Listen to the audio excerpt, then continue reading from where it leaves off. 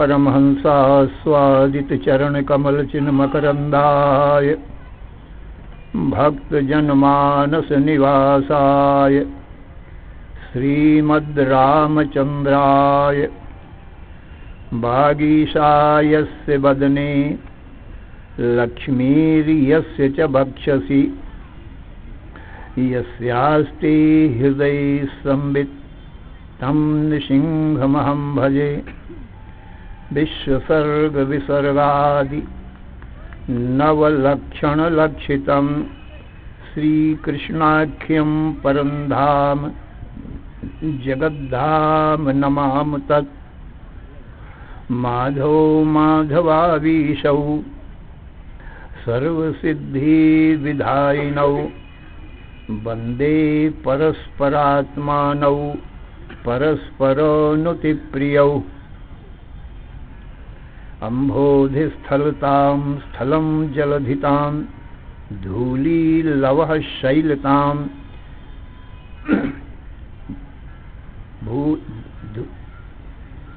अम्भोधिस्थलतां स्थलं जलधितां धूलीलवः शैलतां मेरुर्मृत्कणतां तृणं कुलिशतां वज्रं तृणप्रायतां बह्निशीतलतां हिमं दहनताम् आयाति यस्येच्छया लीला दुर्ललित अद्भुत व्यसनिने देवाय तस्मै नमः। अज्ञानमोहान्धतमोपहाभ्यां विवेकवैराग्यनिधिप्रदाभ्यां विश्वेशतत्त्वप्रतिबोधिकाभ्यां नमो नमः श्रीगुरुपादुकाभ्याम्। ऐङ्कार ह्रीङ्कार रहस्ययुक्त श्रीङ्कार गूढार्थमहाविभूत्या ओङ्कार मर्म प्रतिबोधिकाभ्यां नमो नमः श्रीगुरुपादुकाभ्याम्। आनन्दमानन्दकरं प्रसन्नं ज्ञानस्वरूपं निजबोधयुक्तं योगीन्द्रमीशं भवरोगवैद्यं श्रीमद्गुरुं नित्यमहं नमामि। नमोऽस्तु रामाय सलक्ष्मणाय देव्यै च तस्यै जनकात्मजायै। नमोऽस्तु रुद्रेन्द्रयमानिलेभ्यो नमोऽस्तु चन्द्रार्कमरुद्गणेभ्यः। नमोऽस्तु अनन्ताय सहस्रमूर्तये सहस्रपादाक्षि शिरोरुबाहवे। सहस्रनाम्ने पुरुषाय शाश्वते सहस्रकोटि युगधारिणे नमः। यस्मिन् इदं यतश्चेदं येनेदं य इदं स्वयं यो अस्मात् परस्माच्च परः तं प्रपद्ये स्वयंभुवम्। ओम नमो ब्रह्मादिभ्यो ब्रह्मविद्यासंप्रदायकर्तृभ्यो वंशऋषिभ्यो महद्भ्यो नमो गुरुभ्यः। सर्वोपप्लवरहितः प्रज्ञानघनः प्रत्यगर्थो ब्रह्मैवाहमस्मि। नारायणं पद्मभवं वसिष्ठं शक्तिं च तत्पुत्रपराशरं च व्यासं शुकं गौडपदं महान्तं गोविन्दयोगीन्द्रम् अथास्य शिष्यं श्रीशङ्कराचार्यम् अथास्य पद्मपादं च हस्तामलकं च शिष्यं तन्त्रोटकं वार्तिककारम् अन्यान् अस्मद्गुरून् सन्ततम् आनतोऽस्मि। श्रुतिस्मृतिपुराणानाम् आलयं करुणालयं नमामि भगवत्पादं शङ्करं लोकशङ्करम्। शङ्करं शङ्कराचार्यं केशवं बादरायणं सूत्रभाष्यकृतौ वन्दे भगवन्तौ पुनः पुनः। ईश्वरो गुरुरात्मेति मूर्तिभेदविभागिने व्योमवद्व्याप्तदेहाय दक्षिणामूर्तये नमः। अशुभानि निराचष्टे तनोति शुभसन्ततिं स्मृतिमात्रेण यत्पुंसां ब्रह्म तन्मङ्गलं परम्।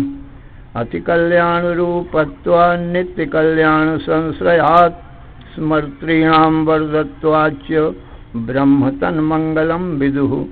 ओङ्कारश्चाथ शब्दस्य द्वौ एतौ ब्रह्मणः पुरा कण्ठं भित्त्वा विनिर्यातौ तस्मान् माङ्गलिकौ उभौ।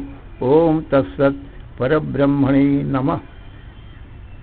श्री राम जय जय राम। श्री राम जय जय राम। श्री राम जय जय राम। श्री राम जय जय राम। धर्म की अधर्म का, प्राणियों में विश्व का, हर हर महादेव। असरण शरण कारण करुणा वरुणालय, कर्तुम अकर्तुम अन्यथा कर्तुम समर्थ, नित्य शुद्ध बुद्ध मुक्त स्वरूप, अनंत कोटि ब्रह्मांड नायक, परात्पर पूर्णतम पुरुषोत्तम परब्रह्म, सच्चिदानंद घन सर्वज्ञ सर्वशक्तिमान, सर्वाधार सर्वाधिष्ठान भगवान श्री कृष्णचंद्र जी से अर्जुन ने हाथ जोड़कर प्रार्थना किया, हे भगवान मेरे परम कल्याण का उपाय बताओ। और उधर हनुमान जी ने भगवान रामचंद्र जी से प्रार्थना किया कि हे भगवान मेरे परम कल्याण का उपाय बताओ। तो पहले ये हनुमान जी की बात हम आपको बताते हैं। वाम भाग में विराजमान सीता जी से भगवान राम ने कहा, हे सीते ये हनुमान जी हमारे और तुम्हारे परम भक्त हैं और ये अपने कल्याण की बात पूछते हैं। हनुमान जी ने ये पूछा कि हे भगवान शास्त्रों में मैं आपके दो रूप सुनता हूँ, एक तो निर्गुण निराकार है और दूसरा सगुण साकार है।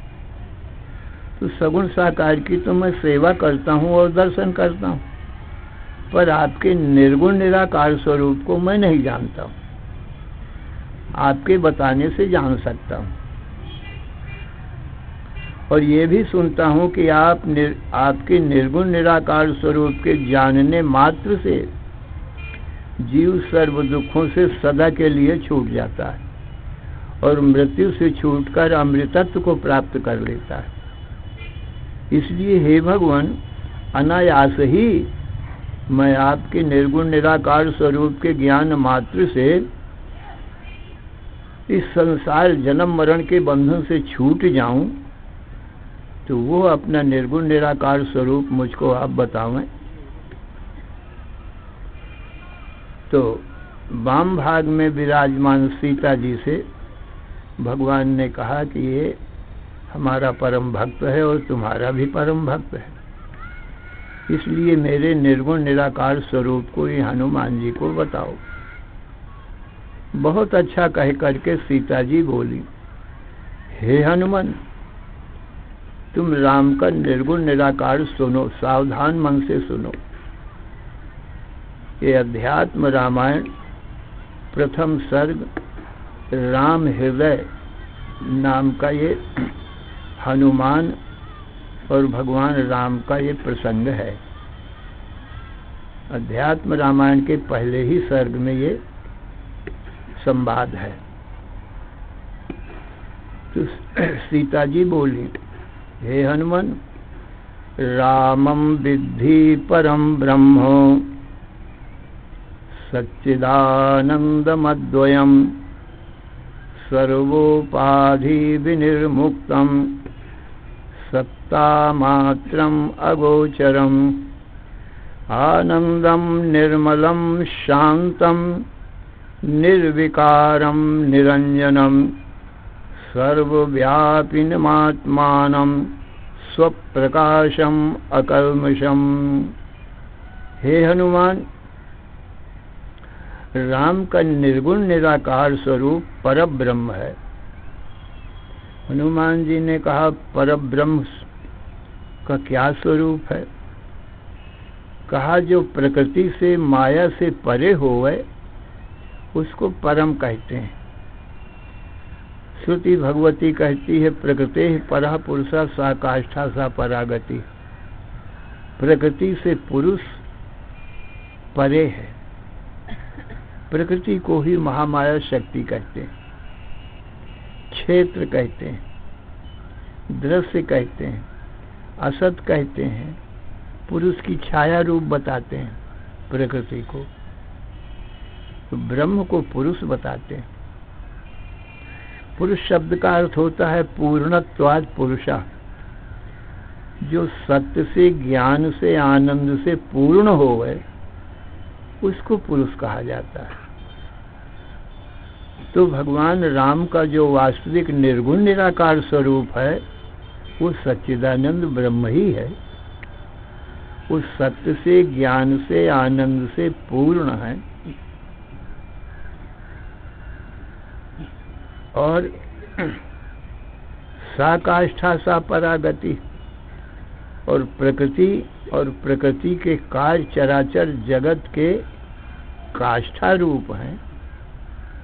काष्ठा कहते हैं सीमा को, माने भगवान राम से ही जो निर्गुण निराकार स्वरूप भगवान राम का है उसी से माया का प्रादुर्भाव होता है और फिर वो माया से प्रकृति से तीन गुण होते हैं। फिर तीन गुणों से पंच महाभूत होते हैं। सत्वगुण, रजोगुण, तमोगुण, ये तीन गुण हैं। तीन गुणों से पंच महाभूत होते हैं। सत्वम रजस तमेति गुणा प्रकृति संभवा निबध्नन्ति महाबाहो देहे देहिनम अव्ययम। ये बात भगवान कृष्ण कहते हैं कि हे अर्जुन, प्रकृति से सत्वगुण, रजोगुण, तमोगुण, ये तीन गुणों का प्रादुर्भाव होता है।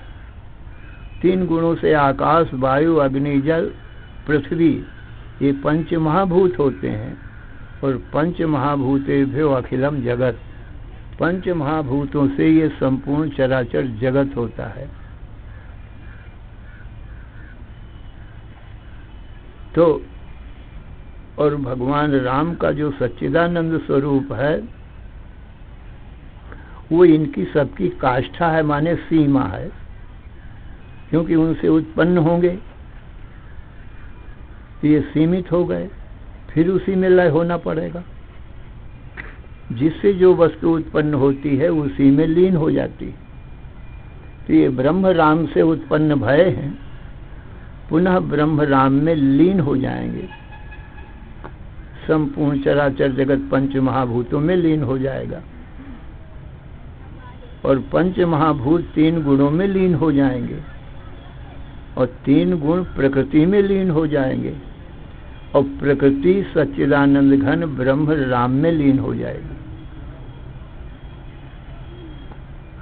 इसलिए उत्पत्ति और नाश जिसमें होता है,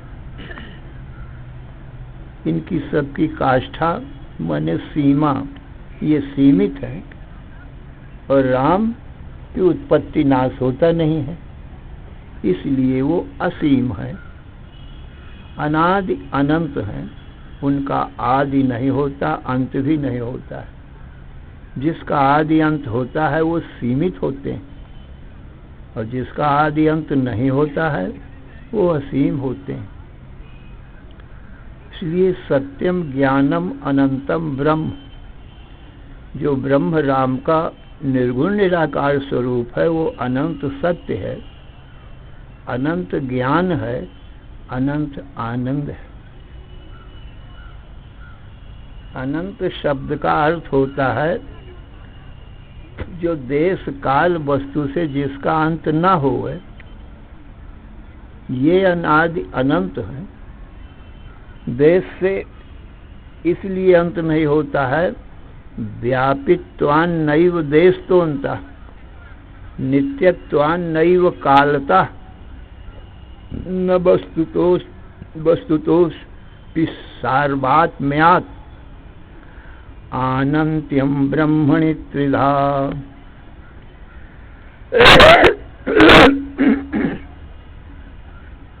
हे हनुमान, व्यापित्वान नैव देशतोऽन्तः, भगवान राम का जो निर्गुण निराकार स्वरूप है वो सर्व देश में व्यापक है। देश किसको कहते हैं? जहाँ रहा जाए उसको देश कहते हैं। तो ये सब लोग कहाँ रहते हैं? कहाँ? ये पृथ्वी में रहते हैं। इसलिए पृथ्वी सारे चराचर जगत का देश है। और व्यापक अर्थ सुनो हनुमान देश का, क्योंकि देश की उत्पत्ति नाश होती है, सीमित है ये। तो पृथ्वी की उत्पत्ति किससे होती है? जल से होती है।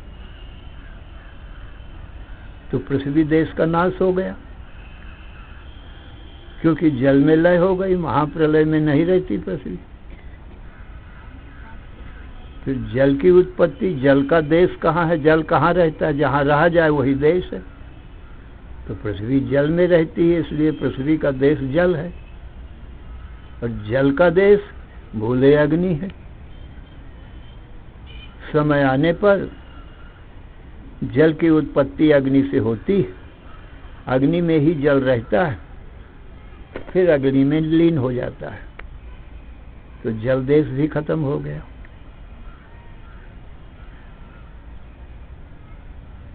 अब अग्नि का देश क्या है? कहा अग्नि का देश वायु है। अग्नि वायु से उत्पन्न होता है और वायु में रहता है और पुनः वायु में लीन हो जाता है। इसलिए अग्नि देश खत्म हो गया। अब देश देखो खत्म होते जा रहे हैं। और फिर वायु का देश क्या है? बोले आकाश है। आकाश से वायु उत्पन्न होता है और आकाश में ही रहता है, पुनः आकाश में लीन हो जाता है। आकाश देश भी खत्म हो गया। फिर आकाश का देश क्या है? कहा तीन गुण इसी क्रम से ये उत्पन्न भय थे। तो आकाश तीन गुणों में लीन हो जाता है। तीन गुणों का देश क्या है? कहा तीन गुणों की उत्पत्ति प्रकृति से होती है, इसलिए तीनों गुणों का देश प्रकृति है। प्रकृति में ही तीन गुण रहते हैं, प्रकृति से ही उत्पन्न होते हैं, पुनः प्रकृति में लीन हो जाते हैं। गुण भी खत्म हो गए।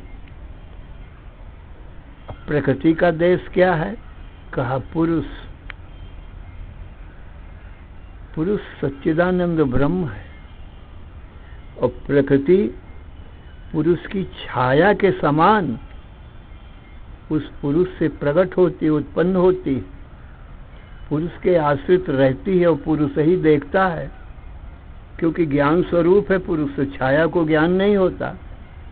ये जो माया है, प्रकृति है, ये छाया के समान है।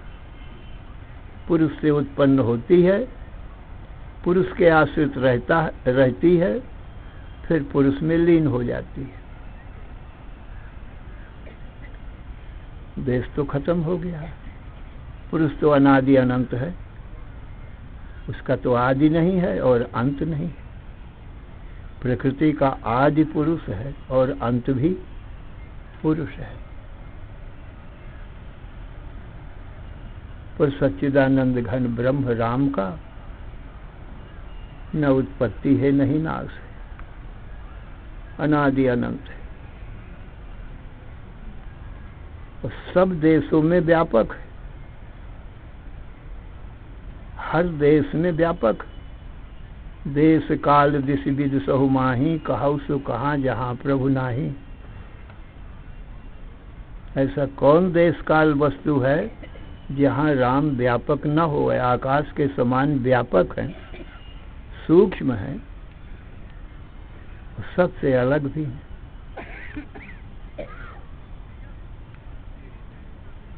तो व्यापित्वान नैव देश तोन्ता, सब में व्यापक हैं और सब देश उसमें अंत हो जाते हैं,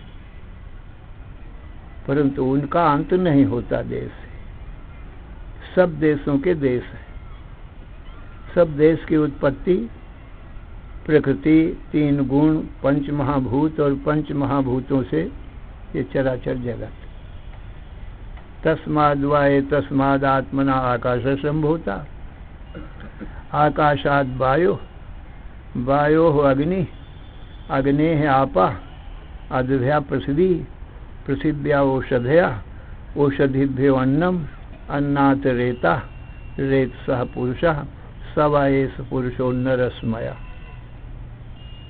इस क्रम से ये सब उत्पन्न हुए और उसके विपरीत क्रम से उसी में लय हो जाते।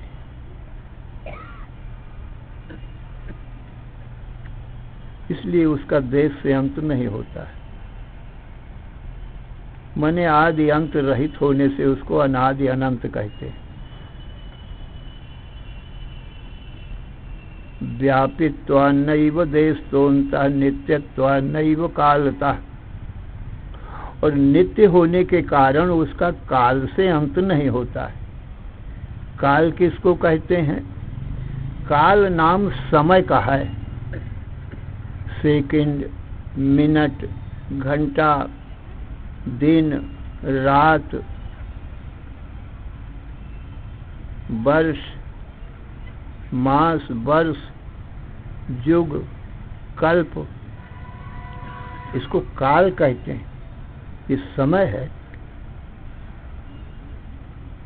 परंतु इस काल में वो व्यापक है और सभी कालों को देखता है, जानता है, परंतु वो काल से उसका नाश नहीं होता है।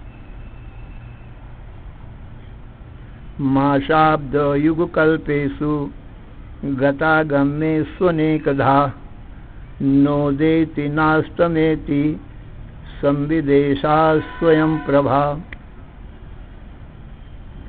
कहते हैं कितने ही मास, वर्ष, युग, कल्प बीत गए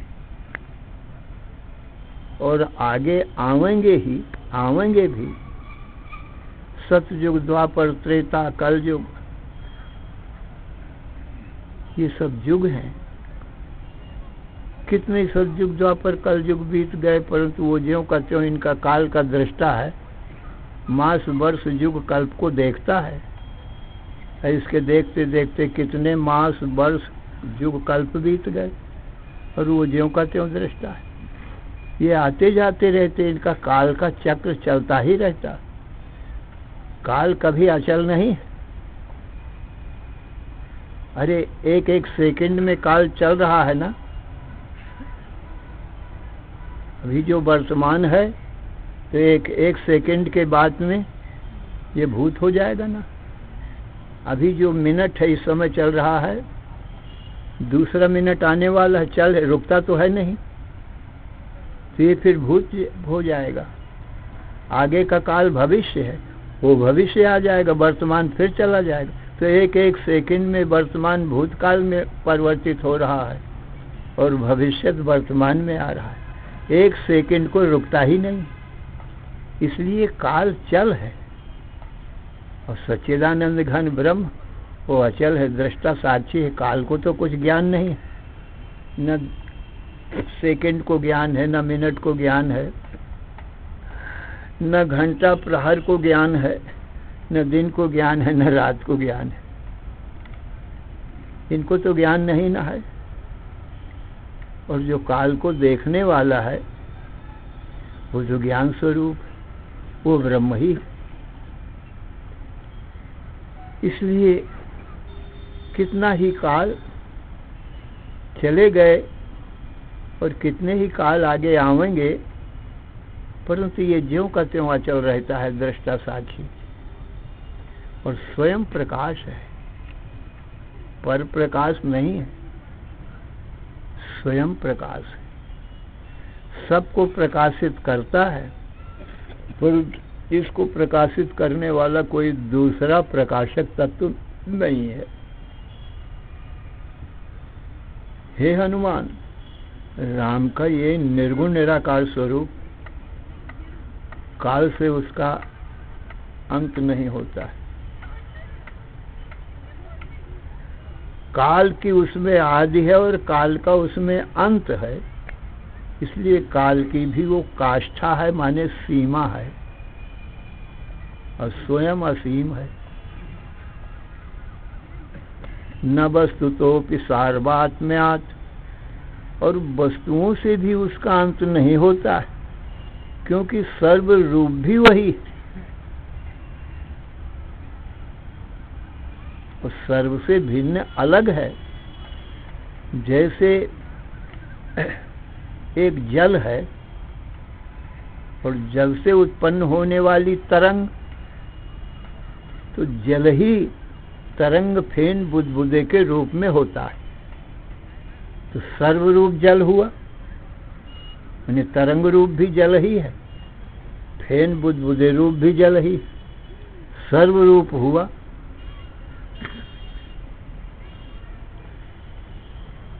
परंतु तरंग फेन बुदबुदे की उत्पत्ति होती है, और तरंग फेन बुदबुदे जल में ही रहते हैं, पुनः जल में लीन हो जाते हैं, इसलिए अनित्य हुए। जल नित्य रहा। ऐसे ही आनंद सिंधु भगवान है, और चराचर जगत ये तरंग रूप है, सर्व में व्यापक है, सर्वरूप है। नमोस्तु अनंताय सहस्र मूर्तये, सहस्रों मूर्तियों के रूप में एक सच्चिदानंद घन ब्रह्म, जिसका ना आदि है ना अंत है, वो अनादि, इसलिए उस अनंत भगवान को नमस्कार है। सहस्र, जिसके बाहु हैं, भुजाएं हैं, पैर हैं, चरण हैं, सिर है, कान है, आँख है, नाक है, सारे संसार के चरण उसके चरण हैं, सारे संसार के हाथ उसी के हाथ हैं, संसार भर के नेत्र उसी के नेत्र हैं कि उससे उत्पन्न होते हैं, संसार भर के कान, देह, इंद्री, मन, बुद्धि, प्राण सब उसी से उत्पन्न होते हैं, तरंग की भांति उस आनंद सिंधु से उत्पन्न होते हैं।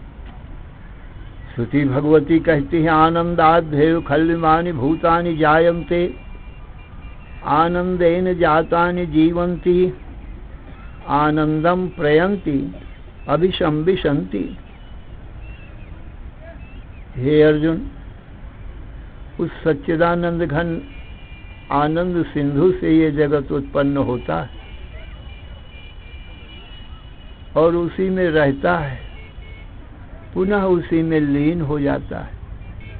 इसलिए चराचर जगत, अनंत कोटि ब्रह्मांड, और एक एक ब्रह्मांड में अनंत अनंत कोटि ये पिंड उत्पन्न हो करके जल में तरंगों की भांति, बुलबुलों की भांति उत्पन्न होते हैं, फिर विलीन हो जाते। उत्पद्यन्ते विलीयन्ते माया मारुत विभ्रमात्, माया रूपी मारुत पवन के निमित्त से ये उत्पन्न होते हैं। जहाँ माया शांत हुई तहाँ जगत शांत हो जाता है। जैसे वायु के निमित्त से जल में तरंगें उठती, शांत महासागर में वायु के निमित्त से ये तरंगें उठती हैं, और वायु शांत हो गए तो समुद्र तो शांत ही है। तो ये जो ना तो है वो तरंगों में है, वायु निमित्त से जल ही तरंगायमान हुआ है, इसलिए जल ही सर्वरूप है। इसी प्रकार से ये चराचर जगत, नाम रूप पिंड ब्रह्मांड, ये तरंगों के समान है। और भगवान राम आनंद सिंधु, इसलिए सर्वरूप भी वही और एक रूप भी वही। एक रूप से अनादि अनंत और माया रूपी पवन के निमित्त से ये आदि अंत वाले, क्योंकि जल ही तरंगों के आदि है और जल ही अंत भी है। उत्पत्ति हुई वो आदि है, लय हुआ वही अंत। तो ये जगत उसी से उत्पन्न होता है और उसी में लय होता है। स्वयं वो अनादि अनंत।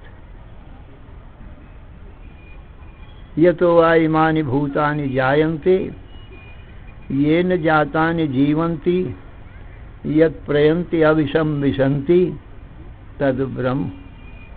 जिससे जगत उत्पन्न होता है और जिसमें रहता है, पुनः जिसमें लय हो जाता है, उसको ब्रह्म कहते हैं। तो हनुमान ये भगवान राम का निर्गुण निराकार स्वरूप सच्चिदानंद घन ब्रह्म है। तुलसीदास जी भी यही लिखते हैं, राम सच्चिदानंद दिनेशा नहीं तो हम मोह निशा लवलेशा। व्यापक ब्रह्म एक अविनाशी, सत चेतन घन आनंद राशि। असुप्रभु हृदय अछत अविकारी, सकल जीव जग दीन दुखारी। आनंद सिंधु मध्य तव बासा, बिन जाने कत मरत पियासा। जब से जीव हर से बिलगान्यो, तब से देह गेह निज जान्यो। माया बस स्वरूप बिसरायो, तेहि कारण दारुण दुख पायो। माया के बस में होकर के ये जो जीव है वो उसी ब्रह्म का ही स्वरूप है। सच्चिदानंद ब्रह्म राम का ही ये शरीरों के भीतर। ये शरीर तो सब माया से बनते हैं, क्या ईश्वर के शरीर, क्या जीव के शरीर। राम कृष्ण विष्णु शिव शक्ति सूर्य गणेश कच्छ मच्छ वामन बराह नृसिंह आदि जितने अवतार होते हैं, उस भगवान की माया से, प्रकृति से ही बनते हैं। और जितने जीव के शरीर हैं वो भी महामाया शक्ति से बनते हैं। सीता महामाया शक्ति है। उद्भव स्थिर संहार कारणीम क्लेश हारिणीम सर्वश्रेयस करीम सीताम न तो हम राम वल्लभाम। जगत की उत्पत्ति पालन संहार तो सीता जी करती हैं, क्योंकि वो महामाया शक्ति है। सुत सेतु पालक राम तुम जगदीश, माया जानकी जो सृजति पालति संघरति, रुख पाए कृपा निधान की। हे राम, तुम तो सर्वेश्वर हो, सच्चिदानंद ब्रह्म हो। और जानकी जी, माया जानकी, ये महामाया शक्ति हैं आपकी। सीता जी ही, जानकी जी ही जगत की उत्पत्ति पालन संहार का काम करते हैं। तो ईश्वर की शरीरों की रचना भी सीता जी करती हैं। और संसार, ये जीवों के शरीरों की रचना भी सीता जी कहती हैं। इसलिए जगत सीता जी से उत्पन्न होता है, पर उत्पन्न होते ही चलने लगता है। जैसे तरंग उत्पन्न होते ही चलने लगती है, एक सेकंड को रुकती नहीं है, और चलते चलते चलते चलते फिर जल में लय हो जाती और जल से ही उत्पन्न होती। ऐसे ही ये जो जगत है, माने ये देह इंद्रिय मन बुद्धि प्राण हैं, आकाश वायु अग्नि जल पृथ्वी है, कि जिस दिन से उत्पन्न होती हैं एक एक सेकंड ये चलते ही रहती हैं। इसलिए जगत का अर्थ होता है गच्छति इति जगत, जो एक सेकंड भी रुका नहीं, चलता ही रहे। ये शरीर रूप उत्पन्न भय, अब एक एक सेकंड चले जा रहे हैं, इनकी मृत्यु होती जा रही। फिर दूसरा सेकंड आ रहा है, वो भी चला जाए, क्योंकि अचल तो है नहीं। जब चल ही है, ये रुकेगा कैसे? चलते चलते चलते बाल्यावस्था चली गई, युवावस्था आ गई, क्योंकि युवावस्था भी 1 मिनट रुकती नहीं है, वो भी चली जा रही है। युवावस्था भी चली गई, वृद्धावस्था आ गई, परंतु ये तो चल ही है न। जगत संसार, शरीर को ही संसार जानो। जो एक शरीर का हाल है, सो इस सारे संसार का हाल है, सब शरीरों का हाल है। शरीरों के सामूहिक नाम ही संसार है। जो एक शरीर का हाल है, सो इस सारे संसार का हाल। वृद्धावस्था भी चली गई, फिर बोले मृत्यु आ गई, पर मृत्यु भी रुकती नहीं है।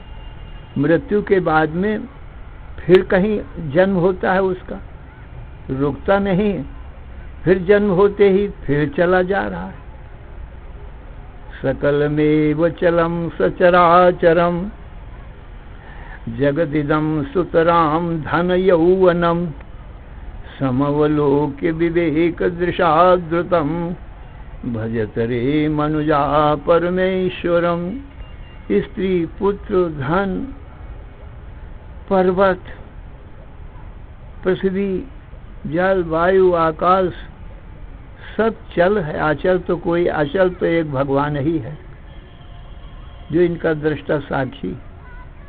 ये सब चल है, तो ये रुक कैसे सकता है? हम आप अपने शरीरों को रोक नहीं सकते। ये तो चले, क्योंकि उत्पन्न भय हैं, तो रुकेंगे कैसे? जहाँ से उत्पन्न हुए हैं वहीं चले जाएंगे। जैसे तरंगें जहाँ से उत्पन्न होती हैं वहाँ ही चली जाती, जल में ही रुकेंगी, बीच में नहीं रुक सकती। ऐसे ये संसार सच्चिदानंद ब्रह्म से उत्पन्न हुआ है, तो वहाँ ही लय होकर के रुकेगा, तब फिर एक रूप रह जाएगा। जैसे तरंगें जब जल में लय हो गई तो एक जल रह गया, और पवन के निमित्त से फिर वही अनेक रूप होता है। तो एक रूप भी जल ही है और अनेक रूप भी जल ही है। ऐसे ही वो सच्चिदानंद घन ब्रह्म एक रूप भी हैं, माया रूपी पवन से अनेक रूप भी हैं। मयि अखंड सुखाम बोधौ बहुधा विश्वबीचयः उत्पद्यन्ते विलीयन्ते माया मारुत विभ्रमात्। मुझे अनंत अखंड आनंद सिंधु में माया रूपी पवन के निमित्त से अनंत कोटि ब्रह्मांड उत्पन्न होते हैं, उत्पद्यन्ते और विलीयन्ते, और मुझ में विलीन हो जाते हैं। न मेरी उत्पत्ति होती है, न मेरा लय होता है। ऐसा ब्रह्मा जी से भगवान विष्णु ने भी यही उपदेश दिया था। अनंत कोटि ब्रह्मा विष्णु महेश भी उत्पन्न होते हैं उसी सच्चिदानंद घन ब्रह्म राम से। जैसे अग्नि से अनेक चिंगारियां ज्योतियां उत्पन्न होती हैं और पुनः उसी में लीन हो जाती हैं। यथा सुदीप्तात् पावकात् विस्फुलिंगा सहस्रशः प्रभवन्ते स्वरूपा तथा अक्षरात् विविधा सौम्य भावा प्रजायन्ते और तत्र चैवापियन्ति। अग्नि की चिंगारियों की भांति, ज्योतियों की भांति ये चराचर जगत उसी सच्चिदानंद घन ब्रह्म से उत्पन्न होता है और उसी में पुनः विलीन हो जाता है, और वो ज्यों का त्यों रहता है। ये निर्गुण निराकार स्वरूप ये राम का है, और ये सगुण साकार सारा संसार है। तो सगुण साकार की उत्पत्ति तो निर्गुण निराकार से ही होती। जैसे निर्गुण निराकार अग्नि तो दिखाई नहीं पड़ती, और वही अग्नि जब सगुण साकार होती है, प्रकट होती है, दीपक में, ईंधन में, काष्ठ कोयला में या सूर्य में प्रकट होती है, तो सबको देखने में आती। तो निर्गुण निराकार से ही काष्ठ या कोयला में या दीपक में प्रकट होगी। माचिस में अग्नि निर्गुण निराकार, और माचिस की खिंचाई गई और अग्नि में दीपक में लगाई गई या ईंधन में लगाई गई सगुण साकार हो गई, प्रकट हो गई। तो निर्गुण निराकार से ही सगुण साकार अग्नि प्रकट होती है और फिर निर्गुण निराकार में ही बुझ जाती है। ऐसे ही सगुण साकार ब्रह्म से, निर्गुण निराकार ब्रह्म से ही राम कृष्ण विष्णु शिव शक्ति सूर्य गणेश कच्छ मत्स्य वामन वराह नृसिंह आदि ये अवतार ईश्वर के उसी से प्रकट होते हैं, निर्गुण निराकार स्वरूप से।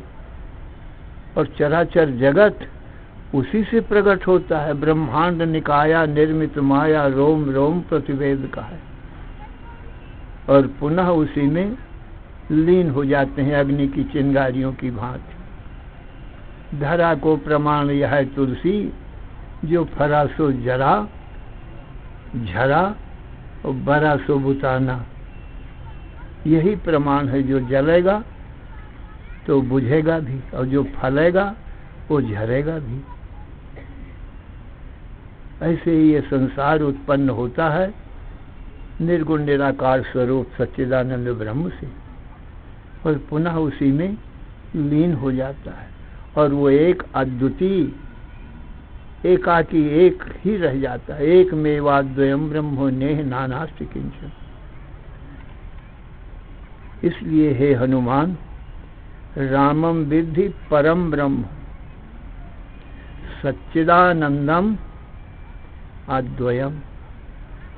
सत चित आनंद, उनका सत स्वरूप भी अनादि अनंत है। चित नाम ज्ञान का है, ज्ञान स्वरूप भी अनादि अनंत है, अखंड है। ज्ञान अखंड एक सीतावत। ऐसे ही आनंद स्वरूप भी अनादि अनंत है। और ये संसार आदि अंत वाला है। जैसे जलने वाली अग्नि की आदि निर्गुण निराकार अग्नि है और अंत भी वो निर्गुण निराकार अग्नि, परंतु निर्गुण निराकार अग्नि अनादि अनंत। ऐसे ही ब्रह्म अनादि अनंत है और उससे उत्पन्न होने वाले अनंत कोटि ब्रह्मा विष्णु महेश उपजहि जासु वंश ते नाना विष्णु विरंच शंभु भगवाना। उपजहि जासु वंश गुण खानी अगणित उमा रमा ब्रह्मानी अगणित रविश शिव चतुरानंद। जिनकी कुछ गिनती नहीं है, इतने ब्रह्मा विष्णु महेश उत्पन्न होते हैं और उमा रमा ब्रह्मानी उत्पन्न होते हैं। अगणित सूर्य चंद्र उत्पन्न होते हैं, जिनकी कुछ गिनती नहीं। गणना चेदरसामस्ति विश्वानाम ना कदाचन ब्रह्म विष्णु शिवादि नाम तथा संख्या न विद्यते।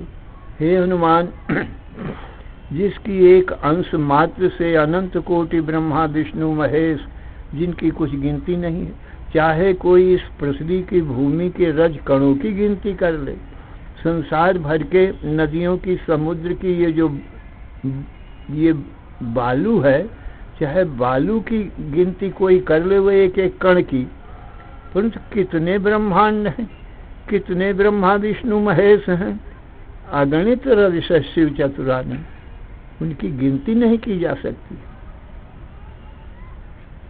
इस प्रकार से अनंत कितने स्त्री पुरुष हैं, क्या गिने जा सकते? जल की तो गिनती है, एक है। क्या तरंगे फेन बुलबुले गिने जा सकते हैं? नहीं गिने जा सकते। सच्ची चीज की तो गिनती हो सकती, झूठी की नहीं।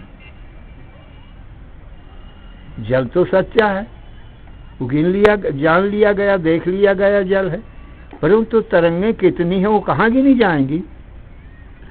मेघ गिना जा सकता है, क्या मेघ की बूंदें भी गिनी जा सकती हैं? कितनी अनंत बूंदें वो मेघ बरसता है। इस प्रकार से वो आनंद सिंधु है, उससे अनंत कोटि ब्रह्मा विष्णु महेश और ब्रह्मांड उत्पन्न होते हैं, इनकी गिनती नहीं की जा सकती। परंतु जल स्वरूप एक आनंद सिंधु तो वो तो एक ही है। एकमेवाद्वयम् ब्रह्मो नेह नानास्ति किंचु, उसमें नानात तो कुछ नहीं। और ये जो नानात जो दिख रहा है ये माया रूपी पवन से दिख रहा है। ब्रह्मांड निकाया निर्मित माया, अनंत कोटि ब्रह्मांड माया से निर्मित होते हैं, इसलिए इसकी गिनती नहीं की जा सकती। तो हे हनुमान, ये राम एक अद्वितीय है, और अद्वितीय ब्रह्म में जो नानात्व दिख रहा है ये राम की महामाया शक्ति से दिख रहा है।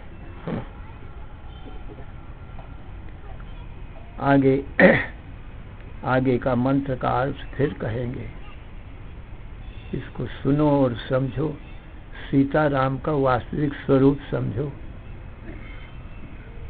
सगुण साकार सीता जी कहती हैं ये तो मैं ही बनाती हूँ, क्या ईश्वर के और क्या जीवों के शरीर ही सगुण साकार है।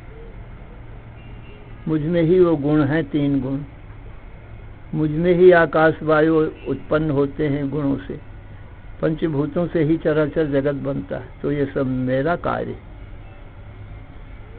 और राम की उत्पत्ति पुरुष की छाया के समान फिर राम से ही होती, मुझ सीता की उत्पत्ति। इसलिए छाया की गिनती नहीं की जा सकती, वो झूठी है। पुरुष की ही गिनती हो सकती, जल की गिनती जा सकती है, तरंगों की नहीं, क्योंकि एक तरफ उत्पन्न हो जा रही हैं तो एक तरफ लय भी होती जाती। कहाँ तक गिनोगे? तुम्हारे गिनते गिनते वो लय हो गई, फिर गिनती ज्यों के त्यों रह गई। एक तरफ गिनना शुरू करते हो जहाँ से उत्पन्न भई, और तुम्हारे गिनते गिनते उधर एक तरफ उसी जल में लीन होती चली जा रही। ऐसे ही ये जगत रूपी शरीर रूपी तरंगें कहाँ तक गिनोगे? हैं? कहाँ तक इनकी गिनती की जाएगी कि कितने लोग हैं इस समय? नहीं की जा सकती। क्यों? एक तरफ उत्पन्न हो रहे हैं तो दूसरी तरफ मरते भी तो जा रहे हैं ना, फिर उत्पन्न होते जा रहे हैं तो फिर मरते ही जा रहे हैं ना, इसलिए इनकी गिनती नहीं हो सकती। अगणित रज शिव चतुरानन। श्री राम जय जय राम,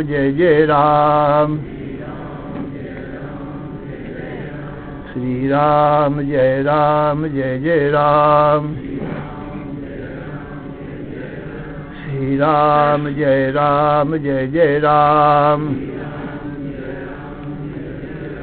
धर्म की अधर्म का, प्राणियों में विश्व का, हर हर महादेव।